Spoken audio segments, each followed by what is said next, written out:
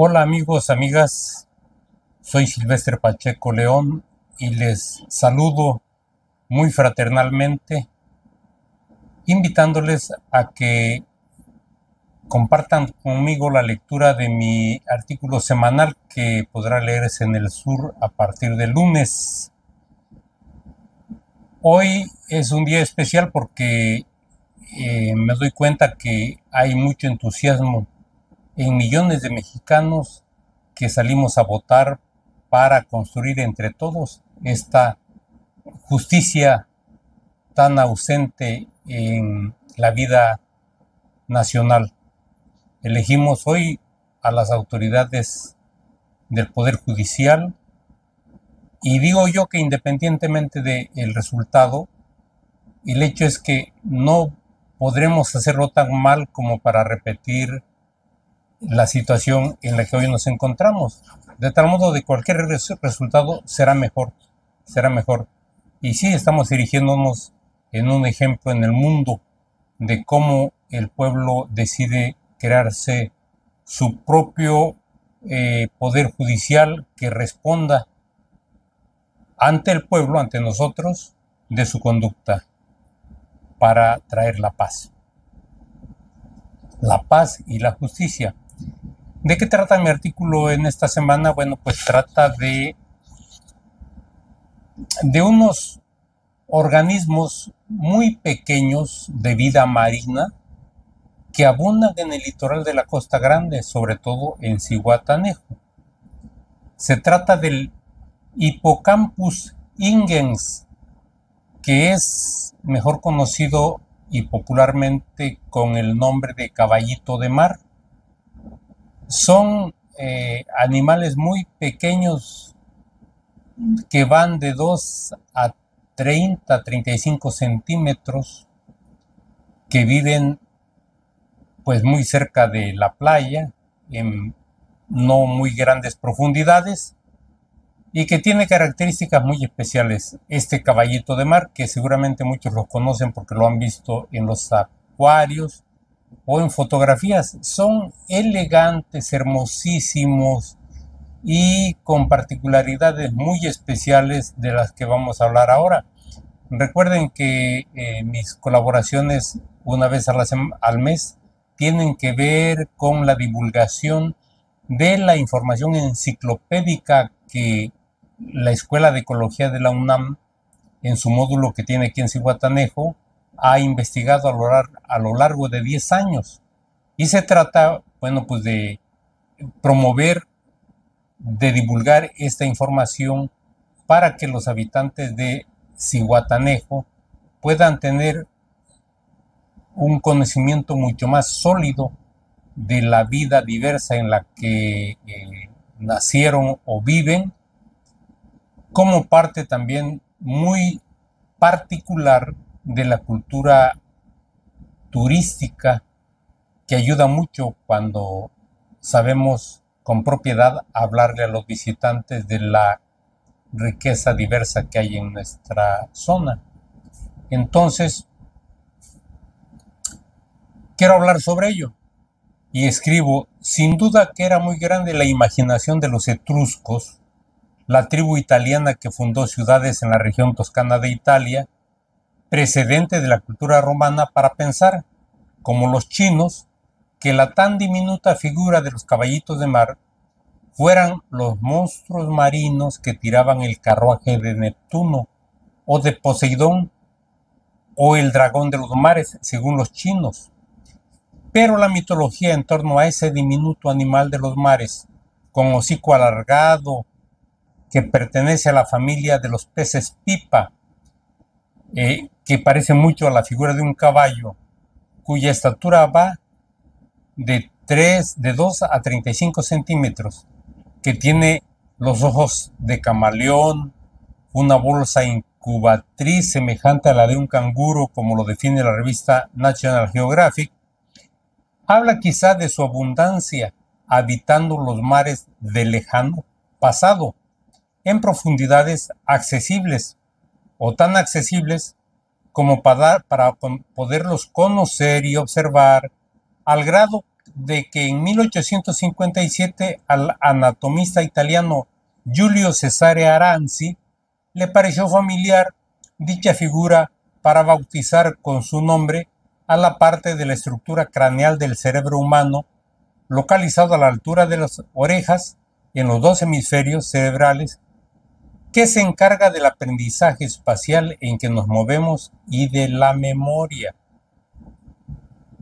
El Hippocampus ingens, nombre científico del caballito de mar, proviene del griego que significa monstruo marino y por sus características se considera el animal híbrido, como demasiado habituado a la tierra para no saber nadar en postura horizontal como lo hacen la mayoría de los peces, porque el caballito de mar nada erguido y por eso es lento para cambiar de lugar y también resulta vulnerable, necesitado de un sostén al que pueda asirse con la cola. A eso se debe que su hábitat sean las zonas rocosas de corales y de plantas. Otra de las características peculiares y llamativas de este pez, asediado por los mercados asiáticos como parte del catálogo de alimentos exóticos y de su medicina ancestral, y capturado como atractivo en los acuarios del mundo, es el embarazo del macho, quien carga en su bolsa incubatriz el esperma o los huevecillos que en una danza erótica le deposita la hembra a la hora de copular. Se dice que la relación sexual de estos peces comienza a los 6 meses, que es la edad adulta para ellos, y que constituye todo un ritual, porque la futura pareja comienza por danzar y a la hora de sincronizarse o eyacular cambian de color y es cuando se dice que la hembra vacía los huevecillos dentro de la bolsa del macho, quien debe cargar con el embarazo las 2 o 4 semanas que tardan en nacer por cientos esas criaturas diminutas. El ciclo de vida de los hipocampos es de 1 a 5 años, dependiendo de la especie y obviamente del lugar donde se encuentre y de los depredadores. Claro que viven más tiempo en la protección de un acuario, pero alejados de su hábitat natural, lo que no deja de ser una desventaja. Pero esta especie viva y pequeña se sobrepone a su debilidad y si su nado vertical le dificulta una rápida movilidad, el hipocampo sabe del arte del camuflaje para librarse de sus depredadores y sabe aprovechar las corrientes marinas para dejarse llevar y en manada preparar emboscadas para depredar, para conseguir su alimento. Por eso hay quienes extrapolan su ejemplo de que si son pequeños, sumados pueden hacer grandes cosas, entre otras, asegurar su comida. Esta característica del pez sin escamas se ha interpretado en la literatura como la fidelidad viviente y amorosa, porque esa especie es monógama y es muy corto el tiempo que viven solos a el ejemplar que enviuda, de lo cual se interpreta que dicha pareja es la única que muere de amor. Y bueno, y como aquí en el mundo se rompen géneros en eso de los gustos, hay también quienes quieren ver en estos diminutos animales y su comportamiento una lección de feminismo, porque se cambian los papeles en el embarazo para procrear, aunque en el pensamiento tradicional cabe preguntarse si no habrá una confusión al identificar al macho y la hembra, de manera que el macho sea quien carece de bolsa incubatriz y no al revés. Cada quien decide aquí. A destiempo, porque fue después de la plática que conocimos el comentario de Paul Medrano, el escritor recientemente premiado por la Universidad de Nuevo León, quien nos dijo que una poeta oaxaqueña escribió la vida sufrida de su hermano homosexual, al que él identificaba como un caballito de mar, delicado, frágil, vulnerable, que tuvo un final muy trágico, como muchos de estos animalitos, lo cual da fuerza a esa idea del feminismo y la sexualidad. ¿Qué les parece? Claro, quienes se interesen en conocer más sobre estos míticos peces de los que hace mención Homero en su novela de la Ilíada, que narra la disputa entre el rey Agamenón y Aquiles en la guerra de Troya y en la aventura de Odiseo y sus 10 años de travesía por los mares de regreso a Ítaca, pues tendrá mucho de lo cual desprenda leyendas y enseñanzas de los caballitos de mar. También puede leer en la literatura infantil aquella leyenda que, escrita en verso, cuenta que el origen de los caballitos de mar está en un par de esos indómitos caballos que realizan un día un recorrido como lo canta aquel corrido del caballo blanco, que salieron a galope un día, van corriendo por el litoral y cuando ya están cansados, se echan sobre la arena del mar y las olas, dormidos, empiezan a bañarlos de espuma, alborotando sus crines. Al momento en que despiertan, se dan cuenta los caballos de que no saben nadar, siendo jalados hasta el fondo del mar, donde la leyenda cuenta que Poseidón se enamoró de su belleza sin par, dándole vida para poderse alegrar. De ahí está el origen de estos caballos o hipocampos, peces sin escamas, diminutos. A la pregunta del público sobre las debilidades y amenazas que sufren estas miniaturas en el mar, el biólogo Carlos Candelaria en la plática abundó y explicó que les ha afectado mucho cambios en la temperatura del mar, como por ejemplo el fenómeno conocido como del Niño, así como huracanes como el Otis que acaba de pasar, el cual levantó grandes olas y destruyó mucho de la vida en el litoral. También dijo que es fácil localizar esta especie de peces,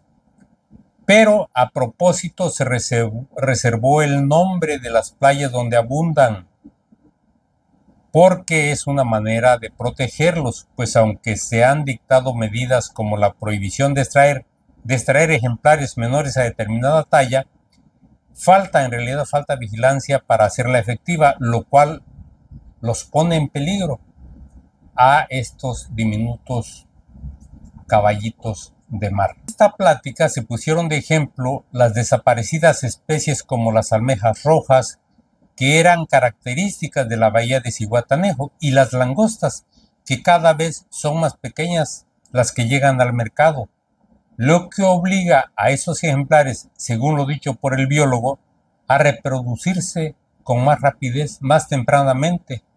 porque es una manera de preservar la especie. Esa es la respuesta que da la naturaleza a un hecho que, en efecto, provocado por la demanda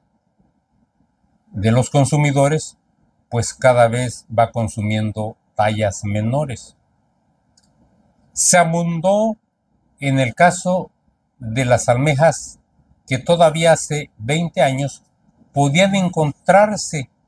en el fondo arenoso de la bahía, sumergidas entre la arena,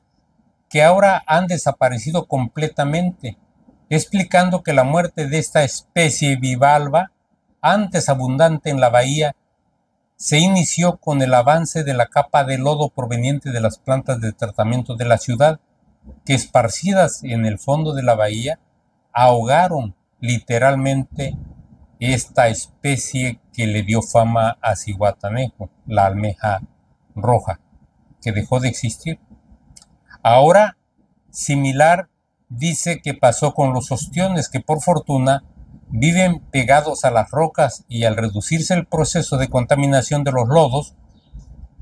volvieron a crecer las poblaciones y ahora su extracción da ocupación a un grupo numeroso de buzos que se sumergen casi cotidianamente en las aguas de la bahía frente a la playa de La Madera. Así concluyo mi artículo, que ustedes acuérdense que podrán leer en el sur, y les invito a que me sigan en YouTube o en TikTok poniendo @Bahía La Política. Bahía La Política. Esa es la manera en que pueden seguirme y estar cotidianamente en contacto con mi producción, que no solo se limita a la escritura de mi artículo semanal y publicado en el sur, sino también a opiniones que emito sobre los temas nacionales y algunos mundiales. Así que, pues les invito, quizá pueda resultar de su interés. Así que muchas gracias y nos hablamos y nos vemos la próxima. Muy amables.